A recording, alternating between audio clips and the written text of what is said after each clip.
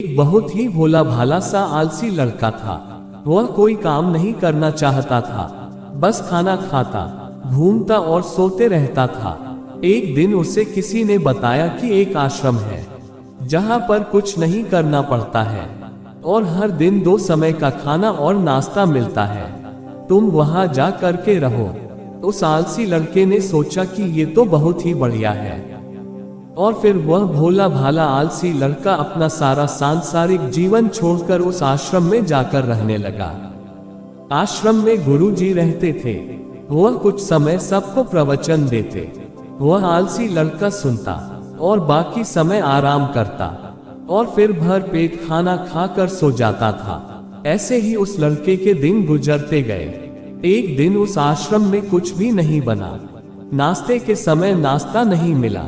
उसने सोचा नाश्ता नहीं मिला, भोजन तो मिलेगा। अब भोजन के समय भी उसे भोजन नहीं मिला। लड़का दौड़ करके गुरुजी के पास गया और उसने पूछा कि आज भोजन क्यों नहीं बना। गुरुजी ने कहा कि बेटा, आज एकादशी है और जितने भी आश्रम के सदस्य हैं उनका उपवास है और तुम्हारा भी आज उपवास है। आज भोजन नहीं बनेगा। वह लड़का आलसी था और उसे भूख भी बहुत लगती थी। उसने गुरुजी से बोला कि मैं उपवास नहीं रखूंगा, मुझे भूख लगी है, मैं खाना खाऊंगा। गुरुजी ने बोला ठीक है, जाओ भंडारे में से सामान लेकर के आओ और आश्रम में नहीं बाहर ले जा करके बना लो। लेकिन याद रखना, भोजन बनाने के बाद सबसे पहला भोग भगवान को लगाना और फिर तुम प्रसाद पाना। वह लड़का बोला ठीक है और फिर अनाज लेकर नदी की ओर पहुंचा। भोजन पकाने लगा। भोजन तैयार हुआ।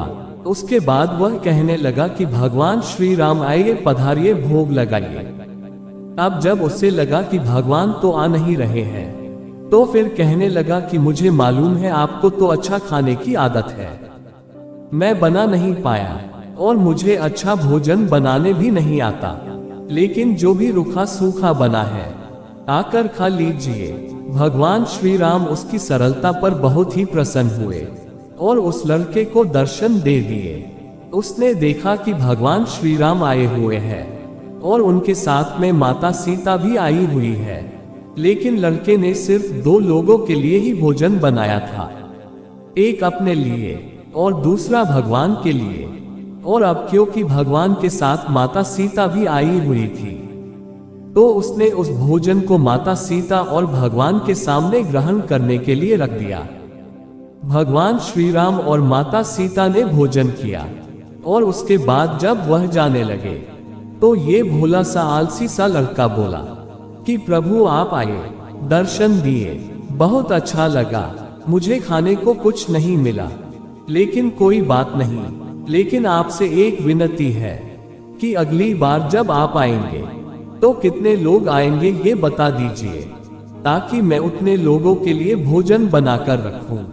भगवान श्री राम मन ही मन मुस्कुराए और फिर अंतर ध्यान हो गए। लड़का आश्रम गया।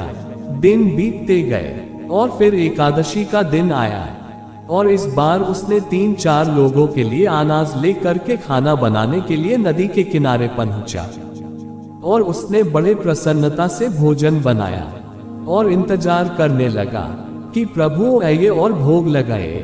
इस बार लड़का देखता है कि भगवान श्री राम पूरा राम दरबार ले करके आए हैं, जैसे माता सीता, लक्ष्मण, भरत, हनुमान जी और सभी लोग आए हैं। लड़के ने 3-4 लोगों का भोजन बनाया था और इस बार भी भोजन कम पड़ गया। लड़के ने निराश होकर भोजन को प्रभु के आगे रख दिया। उन्होंने भोजन किया और फिर चले गए और इस बार भी लड़का फिर से भूखा रह गया।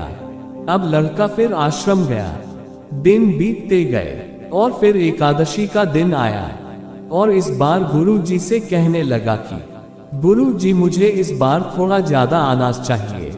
गुरुजी सोचने लगे कि यह इतना सारा अनाज का करता क्या है, कहीं इसे बेचता तो नहीं है। फिर उन्होंने कहा कि ठीक है, भूख से परेशान रहता है। लड़के ने कहा कि नहीं गुरुजी, मैं भूख से परेशान नहीं रहता हूँ, प्रभु के साथ बहुत लोग आते हैं उनको भी तो भोजन कराना पड़ता है। गुरुजी को लगा कि लड़का पागल हो गया है, लेकिन गुरुजी ने सोचा कि चलो एक बार चलकर देखते हैं कि लड़का इस अनाज का करता क्या है। वह भोला सा लड़का अनाज लेकर के नदी के किनारे पहुंचा और इस बार भोजन बनाया नहीं। उसने सोचा कि प्रभु हर बार ज्यादा लोगों को लेकर के आते हैं, इस बार वह जितने भी आएंगे खुद बना करके भोग लगा लेंगे। और फिर प्रेम से प्रभु को बुलाने लगा। गुरुजी ये सब छुपकर देख रहे थे कि ये भोजन तो बनाया नहीं और प्रभु को बुला रहा है। लेकिन लड़के ने देखा कि इस बार प्रभु के साथ बहुत से लोग आए हुए हैं, तो उसने प्रभु के सामने हाथ जोड़ करके कहा कि प्रभु माफ करना, आप बहुत सारे लोग आते हो, मुझे संख्या पता नहीं होती है और मेरी हिम्मत भी नहीं होती है कि इतने सारे लोगों के लिए भोजन बनाओ।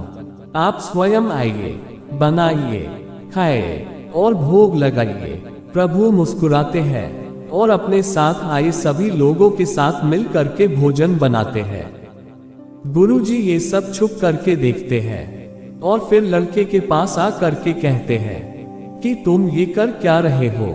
लड़का कहता है कि गुरुजी आपको दिख नहीं रहा है कि भगवान श्री राम पधार चुके हैं, माँ सीता आई हुई है, हनुमान जी आए हैं और भी सभी लोग आए हुए हैं, भोजन बन रहा है। गुरुजी ने बोला कि पागल हो गया है, मुझे तो कोई दिख नहीं रहा है। लड़का गुस्सा हो गया और बोला, प्रभु आप ये क्या कर रहे हो, एक तो मुझे भूखा रखा है और गुरुजी को दर्शन नहीं दे रहे हो, जो मुझे पागल समझ रहे हैं, कृपा करके गुरुजी को दर्शन दीजिए। भगवान बोले नहीं, मैं इन्हें नहीं देख सकता।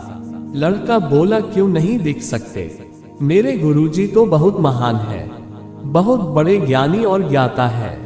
भगवान बोले, हाँ ज्ञानी और ज्ञाता होंगे, लेकिन तुम्हारी तरह सरल नहीं है। जो सरलता तुम में है वो तुम्हारे गुरुजी में नहीं है। लड़के ने ये बात गुरुजी से कह दी कि भगवान श्री राम कह रहे हैं कि आप में सरलता नहीं है, आप मेरी तरह सरल नहीं है, इसलिए आपको नहीं दिख सकते। गुरुजी की आंखें नम हो गई और रोने लगे और बोले कि बिल्कुल सही कहा, मेरे अंदर तुम्हारे जितनी सरलता नहीं है। और फिर माफी मांगने लगे। फिर भगवान ने गुरुजी को भी दर्शन दिए। ये कहानी हमें सिखाती है कि जीवन में सरलता सबसे आवश्यक है। जितने सरल बने रहोगे उतना जीवन में आगे बढ़ते चले जाओगे। जब आप सरल होते हैं तो आप खुद भी मुस्कुराते हैं और दूसरों को भी मुस्कुराने की वजह देते हैं। अगर आपको हमारी वीडियो अच्छी लगती है तो लाइक करें, हमारे चैनल को सब्सक्राइब करें और ज्यादा से ज्यादा शेयर करें। धन्यवाद।